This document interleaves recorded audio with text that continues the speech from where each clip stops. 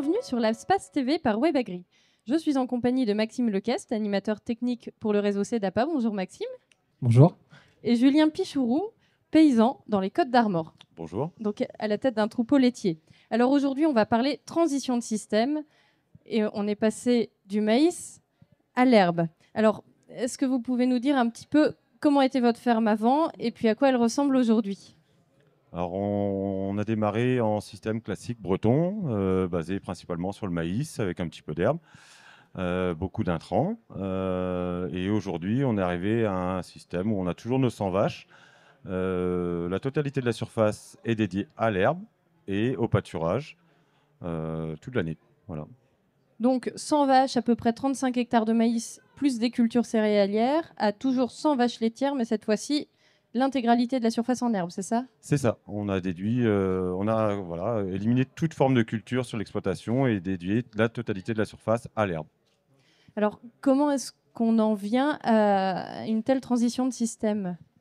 Ça se fait en plusieurs étapes. La première, souvent, c'est la prise de conscience de la part des éleveurs d'une problématique ou d'une insatisfaction. On change rarement de système quand tout va bien.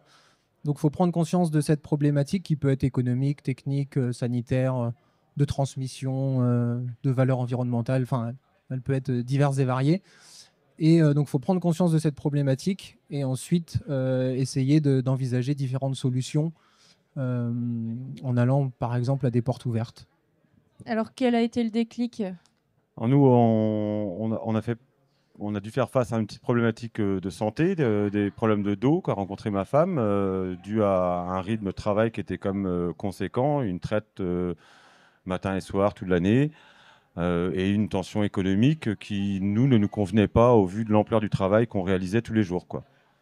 Donc, suite à ça, on s'est rendu sur une porte ouverte du CEDAPA, où on a pu rencontrer des éleveurs dans une situation similaire à la nôtre, qui, eux, avaient entamé un changement de système et aujourd'hui abordaient le métier d'une manière totalement différente.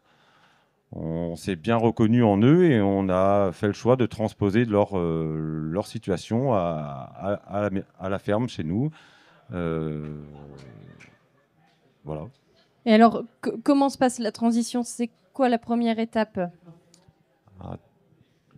La première étape, c'est de bien se fixer des objectifs, une vision d'où on veut aller, en étant bien clair sur ce qu'on veut changer sur l'exploitation, et puis de se fixer des étapes intermédiaires simples et réalisables pour atteindre l'objectif qu'on s'est fixé.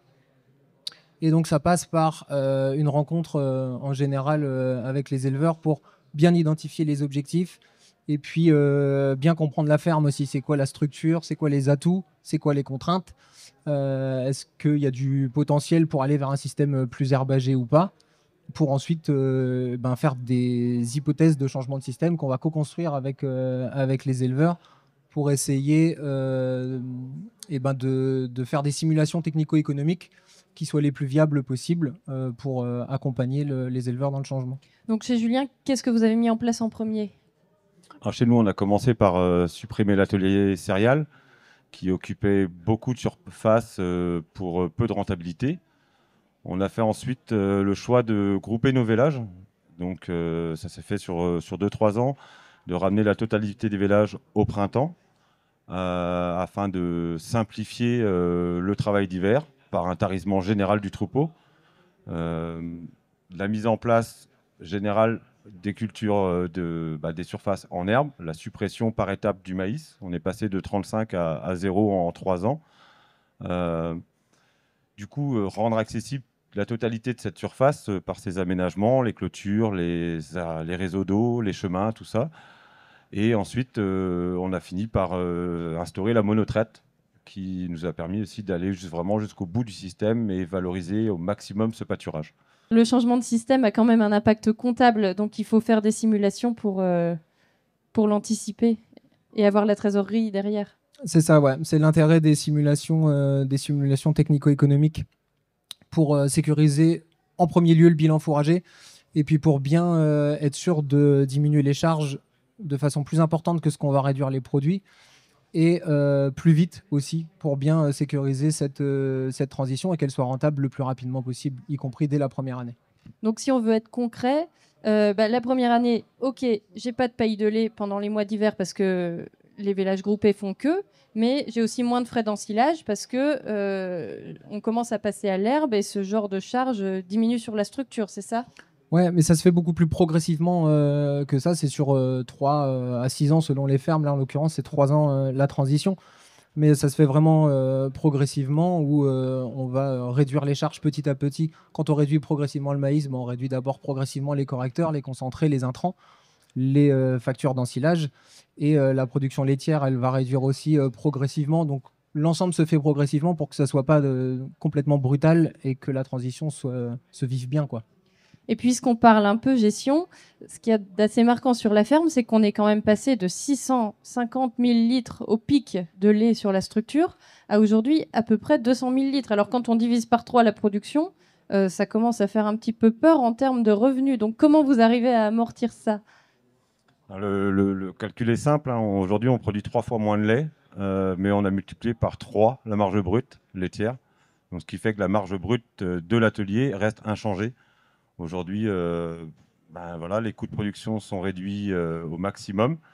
De la même façon, les charges de structure, elles aussi, ont réduit énormément. On a réduit les coûts de mécanisation, les investissements en matériel, les besoins de main-d'œuvre.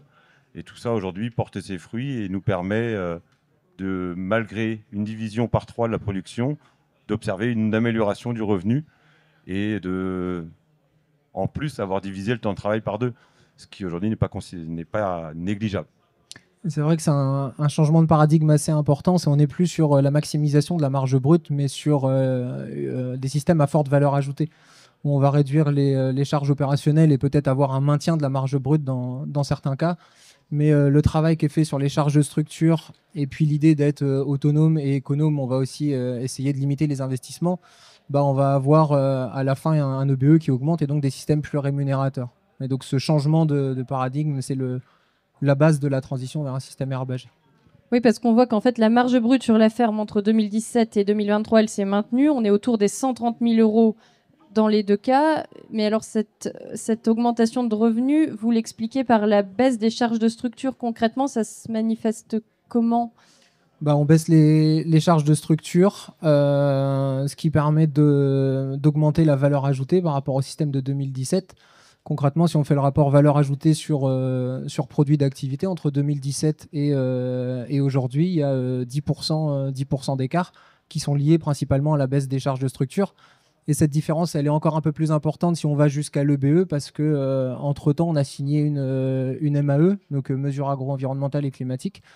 Et donc, c'est juste avant l'EBE qu'on va ajouter ces aides dans les soldes intermédiaires de gestion qui permet d'avoir un EBE supplémentaire encore et qui permet donc un revenu plus important. Et si on sort des chiffres, c'est quand même sympa la monotraite. Ça permet une qualité de vie. C'est un changement de vie. Nous, on a été, comme on le dit, très longtemps exploité agricole. Aujourd'hui, on est paysans, on a une vie de famille, on a une vie sociale, on a des vacances, on a des week-ends. Et ça, en fait, c'est une autre approche du métier, quoi. Autant ce métier qui pouvait me faire rêver était arrivé compliqué à gérer au quotidien. Aujourd'hui, j'ai jamais été plus heureux à faire ce métier. Et je pense pouvoir aujourd'hui donner l'envie à d'autres jeunes, notamment qu'on a formés, de se lancer par justement une autre approche et une autre vision au quotidien de ce métier, quoi. Et alors le dernier élément, c'est que tout ça, c'est aussi possible grâce au travail collectif et grâce aux autres agriculteurs que vous avez rencontrés dans les réseaux CEDAPA. Ah, c'est ça, le CEDAPA nous a accompagnés tout du long, hein. Le CEDAPA a été le point de déclic, hein, pour nous, grâce à cette porte ouverte. Il nous a permis de rencontrer d'autres éleveurs avec d'autres profils, d'autres objectifs, mais toujours une ouverture d'esprit et un libre échange et une transparence qui aujourd'hui nous a permis d'aller vraiment jusqu'au bout de ce système et de se former, soit par des formations du CEDAPA, soit par des rencontres tout simplement qui sont formatrices au quotidien, quoi. Ouais, c'est vrai qu'il y a trois gros points à chaque fois quand on parle d'accompagnement dans un changement de système. Le premier, c'est le plus important, c'est le groupe. C'est de rencontrer des gens qui se sont posés les mêmes questions, qui sont passés par les mêmes étapes, qui ont fait une transition, qui ont eu des doutes, qui ont eu des réussites, et pouvoir les partager et transmettre ces choses-là, c'est hyper rassurant quand nous, on est éleveurs et en cours de transition. Il n'y a rien de mieux que le groupe pour ça. Et en plus de se rassurer, ça permet de se créer un nouvel entourage, parce que quand on change de système, on sort un peu des schémas classiques, et donc on se reconstruit un nouveau réseau. On peut échanger aussi sur des sujets techniques, se former. Donc il y a bien sûr des formations qui sont proposées, mais l'échange entre pairs est toujours le plus intéressant et le plus formateur. Et au besoin, on peut avoir un accompagnement individuel en dernier lieu si jamais il y a besoin. Bon, bien, merci beaucoup pour la description de l'exploitation. Et puis, vous pouvez retrouver d'autres épisodes de l'Espace TV sur WebAgri.